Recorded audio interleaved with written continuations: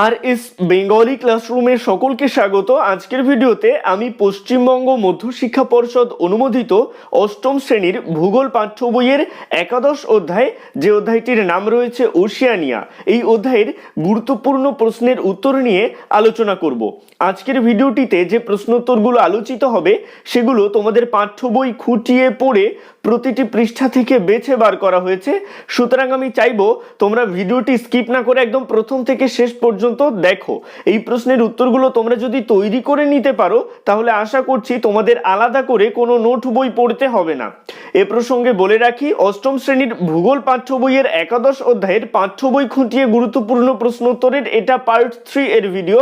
এর আগের দুটি পার্টের ভিডিও যারা এখনো পর্যন্ত দেখে উঠতে পারোনি তাদের জন্য আমি ডেসক্রিপশনে ভিডিওর লিংক দিয়ে দেবো, অবশ্যই সেখান থেকে ভিডিও দুটি দেখে নিও। তো কথা না বাড়িয়ে শুরু করছি আজকের মূল ভিডিও। অষ্টম শ্রেণীর ভূগোল পাঠ্য বইয়ের একাদশ অধ্যায়, যে অধ্যায়টির নাম রয়েছে ওশিয়ানিয়া, এই ওশিয়ানিয়া অধ্যায়ের 116 নং পৃষ্ঠায় যে সমস্ত গুরুত্বপূর্ণ প্রশ্নগুলো রয়েছে লিখে নাও। 40 দাগের প্রশ্ন, মারে ডার্লিং অববাহিকা কাকে বলে? উত্তর লিখবে অস্ট্রেলিয়ার মধ্যভাগে অবস্থিত বিস্তীর্ণ সমভূমি। এই সমভূমির দক্ষিণ অংশে মারে আর তার প্রধান উপনদী ডার্লিং এবং অন্যান্য উপনদী যে সমভূমি গঠন করেছে তা মারে ডার্লিং অববাহিকা নামে পরিচিত। এই অঞ্চল অস্ট্রেলিয়ার সবচেয়ে সমৃদ্ধ, ঘনবসতিপূর্ণ ও উন্নত অঞ্চল। কৃষি ও পশুপালনের জন্য এই অঞ্চল পৃথিবী বিখ্যাত। 41 দাগের প্রশ্ন, মারে ডার্লিং অববাহিকার সীমানা বা অবস্থান উল্লেখ করো। উত্তর লিখবে মারে ডার্লিং অববাহিকা 24 ডিগ্রি দক্ষিণ অক্ষাংশ থেকে 39 ডিগ্রি দক্ষিণ অক্ষাংশ এবং 138 ডিগ্রি পূর্ব দ্রাঘিমা থেকে 149 ডিগ্রি পূর্ব দ্রাঘিমার মধ্যে বিস্তৃত। এই অববাহিকার উত্তর আর পূর্ব দিকে আছে গ্রেট ডিভাইডিং রেঞ্জ, পশ্চিমে রয়েছে Lofty Range, Barrier Range, Grey Range, আর দক্ষিণে আছে গ্রেট অস্ট্রেলিয়ান বাইট। এই অববাহিকা অস্ট্রেলিয়ার প্রায় 20 ভাগ স্থান জুড়ে অবস্থান করছে। 42 দাগের প্রশ্ন, মারে ডার্লিং অববাহিকার ভূপ্রকৃতি ও নদ নদী সম্পর্কে আলোচনা করো। উত্তর লিখবে, প্রথমে বক্স করে পয়েন্ট করবে ভূপ্রকৃতি, এই পয়েন্টের আন্ডারে লিখবে 1 উচ্চতা। এই অঞ্চলের গড় উচ্চতা 100 থেকে 200 মিটার। 2 মাটি, মারে ডার্লিং নদী দীর্ঘদিন ধরে পলি জমা করে এই সমভূমি গঠন করেছে। 3 ঢাল, এই অববাহিকা মধ্যভাগ থেকে ক্রমশ পশ্চিমে ও পূর্ব দিকে উঁচু হয়ে গেছে। তারপরে বক্স করবে নদ নদী, এই পয়েন্টের আন্ডারে লিখবে মারে ডার্লিং অববাহিকার প্রধান নদী হলো মারে ডার্লিং। ডার্লিং হলো মারের উপনদী, এটা কিন্তু শর্ট কোশ্চেন হিসেবে আসতে পারে। 2 মারের উৎপত্তি হয়েছে অস্ট্রেলিয়ান আল্পস পর্বত থেকে, এটাও পরীক্ষায় শর্ট কোশ্চেন হিসেবে আসতে পারে। আর ডার্লিং এর সৃষ্টি হয়েছে নিউ ইংল্যান্ড রেঞ্জ থেকে, এটাও শর্ট কোশ্চেন হিসেবে পরীক্ষায় আসতে পারে। 3 মারে এবং ডার্লিং দুটি নদী ওয়েন্টওয়ার্থ শহরের কাছে মিলিত হয়েছে, এটাও কিন্তু শর্ট কোশ্চেন হিসেবে আসতে পারে। তাহলে বুঝতেই পারছো এই জায়গাটা কতটা গুরুত্বপূর্ণ। 4 মারে এবং ডার্লিং এর মিলিত প্রবাহ দক্ষিণ পশ্চিমে প্রবাহিত হয়ে এনকাউন্টার উপসাগরে পড়েছে, এটাও কিন্তু শর্ট কোশ্চেন হিসেবে আসতে পারে। এবারে চলে আসছি 117 নং পৃষ্ঠায় 43 দাগের প্রশ্ন, ডার্লিং নদীর দৈর্ঘ্য কত কিমি? উত্তরে লিখবে 1163 কিমি। 44 দাগের প্রশ্ন, ডার্লিং নদীর কয়েকটি উপনদীর নাম লেখো। অত্যন্ত গুরুত্বপূর্ণ প্রশ্ন, উত্তরে লিখবে পারু, ওয়ারেগো, বারন। 45 দাগের প্রশ্ন, মারে নদীর দৈর্ঘ্য কত কিমি? উত্তরে লিখবে 2589 কিমি। 46 দাগের প্রশ্ন, মারে নদীর কয়েকটি উপনদীর নাম লেখো। উত্তরে লিখবে ডার্লিং, মারাম্বিজি, লাচলান প্রভৃতি। 47 দাগের প্রশ্ন, মারে ডার্লিং অববাহিকার জলবায়ু ও স্বাভাবিক উদ্ভিদ সম্পর্কে যা জানো লেখো। উত্তরে লিখবে, প্রথমে বক্স করে পয়েন্ট করবে জলবায়ু, এই পয়েন্টের আন্ডারে লিখবে মারে ডার্লিং অববাহিকার জলবায়ু মূলত নাতিশীতোষ্ণ প্রকৃতির। 2 গ্রীষ্মকাল ও শীতকালে গড় তাপমাত্রা থাকে যথাক্রমে 25 ডিগ্রি সেলসিয়াস এবং 10 ডিগ্রি সেলসিয়াস। 3 গ্রেট ডিভাইডিং রেঞ্জের পশ্চিমে বৃষ্টির ছায় অঞ্চলে অবস্থিত বলে বৃষ্টিপাতের পরিমাণ কম, বছরে মাত্র 50 থেকে 75 সেমি। 4, দক্ষিণের সমুদ্র উপকূলে ভূমধ্যসাগরীয় জলবায়ুর প্রভাব দেখা যায়। এরপরে বক্স করে পয়েন্ট করবে স্বাভাবিক উদ্ভিদ। এই পয়েন্টের আন্ডারে লিখবে নাতিশীতোষ্ণ জলবায়ু ও কম বৃষ্টিপাতের জন্য এখানে তৃণভূমির সৃষ্টি হয়েছে, যা ডাউন্স নামে পরিচিত। 2, কয়েকটি স্থানে ওক, ম্যাপল, পপলার প্রভৃতি পর্ণমোচী গাছ দেখা যায়। 3, অ্যাডিলেড অঞ্চলে ভূমধ্যসাগরীয় উদ্ভিদ জন্মায়।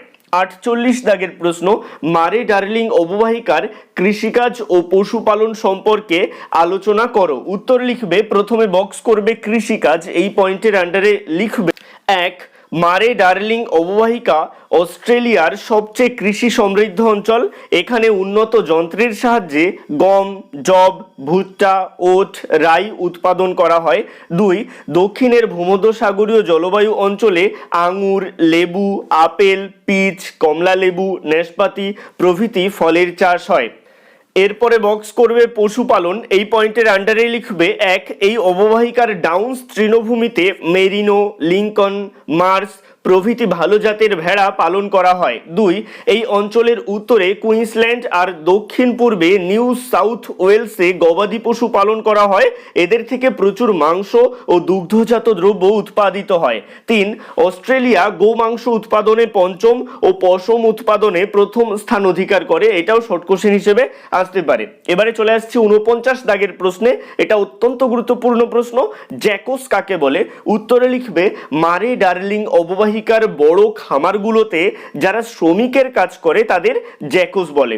এবারে চলে আসছি পাঠ্য বইয়ের 118 নং পৃষ্ঠায়।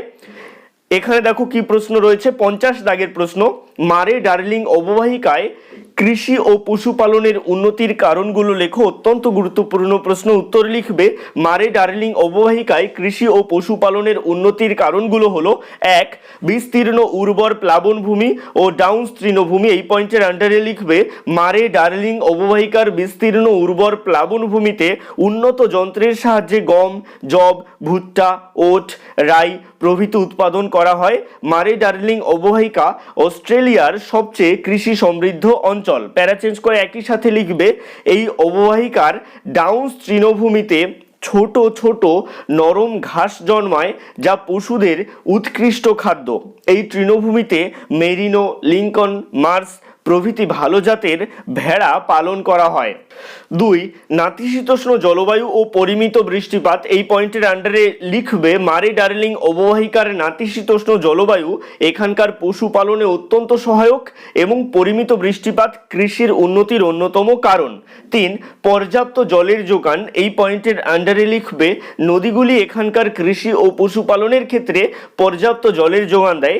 4, জনসংখ্যার অল্প চাপ। এই পয়েন্টের আন্ডারে লিখবে, এই অঞ্চলের জনসংখ্যা অত্যন্ত কম হওয়ায় জমির উপর জনসংখ্যার চাপও কম, তাই বিস্তীর্ণ উন্মুক্ত তৃণভূমিতে পশুপালন ও কৃষিকাজ অত্যন্ত সহায়ক। 5, উন্নত জলসেচ, আধুনিক যন্ত্রপাতির ব্যবহার। এই পয়েন্টের আন্ডারে লিখবে, এখানকার কৃষিকাজে উন্নত জলসেচ এবং আধুনিক যন্ত্রপাতির প্রয়োগ করা হয়। এছাড়াও পশুপালনের ক্ষেত্রে তথা পশম উৎপাদন ও মাংস উৎপাদনের ক্ষেত্রেও উন্নত প্রযুক্তির ব্যবহার করা হয়। 51 দাগের প্রশ্ন, অত্যন্ত গুরুত্বপূর্ণ প্রশ্ন, রূপর শহর কাকে বলে? পরীক্ষায় আসতে পারে। উত্তর লিখবে, ব্রোকেন হিলকে। 52 দাগের প্রশ্ন, মারে ডার্লিং অববাহিকার খনিজ সম্পদ ও শিল্প সম্পর্কে আলোচনা করো। উত্তর লিখবে, প্রথমে বক্স করবে খনিজ সম্পদ। এই পয়েন্টের আন্ডারে লিখবে 1, মারে ডার্লিং অববাহিকার প্রান্তবর্তী অঞ্চলে সোনা, রূপা, তামা, সীসা, টিন প্রভৃতি পাওয়া যায়। 2, ব্রোকেন হিলে রূপা, তামা আর কোবারে তামা উত্তোলিত হয়। তাহলে কোথায় তামা উত্তোলিত হয়? কোবারে। পরীক্ষায় কিন্তু আসতে পারে। 3, ব্রোকেন হিলকে রূপর শহর বলে, এটা আগেই বলেছি, অত্যন্ত গুরুত্বপূর্ণ। 4, অ্যাডিলেড অঞ্চলে সামান্য কয়লা পাওয়া যায়। এরপরে বক্স করে পয়েন্ট করবে শিল্প। এই পয়েন্টের আন্ডারে লিখবে 1, মারে ডার্লিং অববাহিকায় কৃষি ও পশু সম্পদের উপর নির্ভর করে পশম, বস্ত্রবয়ন, ডেয়ারি, ময়দা, বেকারি, মাংস শিল্প গড়ে উঠেছে। 2, এছাড়া ইঞ্জিনিয়ারিং ও রাসায়নিক শিল্প গড়ে উঠেছে। 3 অ্যাডিলেড, ব্রোকেন হিল, মিলডুরা এখানকার প্রধান শিল্পকেন্দ্র। এবারে চলে আসছি 53 দাগের প্রশ্নে। এখানে বলা হচ্ছে মারে ডার্লিং অববাহিকার জনবসতি ও শহর সম্পর্কে সংক্ষেপে আলোচনা করো। উত্তরে লিখবে মারে ডার্লিং অববাহিকা কিছুটা ঘনবসতিপূর্ণ, তবে জনসংখ্যার বেশিরভাগ বাস করে উপকূলবর্তী অঞ্চলে। অ্যাডিলেড এই অববাহিকার প্রধান শহর ও বাণিজ্য কেন্দ্র। ব্রোকেন হিল, মিলডুরা অন্যান্য উল্লেখযোগ্য শহর। এবারে চলে আসছি পাঠ্য বইয়ের 119 নং পৃষ্ঠায়। এখানে দেখবে একটা স্তম্ভ রয়েছে এবং একটা ছক দেওয়া রয়েছে। এখানে আমি তার উত্তর করিয়ে দিয়েছি, দেখেন। ক স্তম্ভের মারে মিলবে অস্ট্রেলিয়ান আল্পস এর সাথে, ওক মিলবে স্বাভাবিক উদ্ভিদ এর সাথে, মেরিনো মিলবে উৎকৃষ্ট পশম প্রদায়ী মেষ এর সাথে, ব্রোকেন হিল মিলবে রূপর শহর এর সাথে, জ্যাকোস মিলবে শ্রমিক এর সাথে। 55 দাগ, ছকের মধ্যে লিখে ফেলো কেন কিভাবে পরিচিত। দেখো, নিউ ইংল্যান্ড রেঞ্জ এটা ডার্লিং নদীর উৎপত্তি স্থল। মারাম্বিজি এটা মারে নদীর উপনদী। ডাউন্স এটা অস্ট্রেলিয়ার নাতিশীতোষ্ণ তৃণভূমি, কৃষি ও পশুপালনে বিখ্যাত। অ্যাডিলেড এটা মারে ডার্লিং অববাহিকার প্রধান শহর। আজকের ভিডিওটি এই পর্যন্তই। ভিডিওটি কেমন লাগলো অবশ্যই কমেন্টের মাধ্যমে জানিও। ভালো লাগলে লাইক করো এবং একই ক্লাসের বন্ধুদের সাথে ভিডিওটি শেয়ার করতে ভুলো না। ভালো থেকো, সুস্থ থেকো সকলে, আর অবশ্যই RS বেঙ্গলি ক্লাসরুম এই চ্যানেলটির সাথে থেকো। সবশেষে একটাই রিকোয়েস্ট, এখনো পর্যন্ত যারা চ্যানেলটিকে সাবস্ক্রাইব করে উঠতে পারোনি তারা অবশ্যই চ্যানেলটিকে সাবস্ক্রাইব করে দিও এবং পাশে থাকা বেল আইকনটিকে প্রেস করে অল বাটনে ক্লিক করে দিও নতুন ভিডিওর আপডেট সবার আগে পেতে।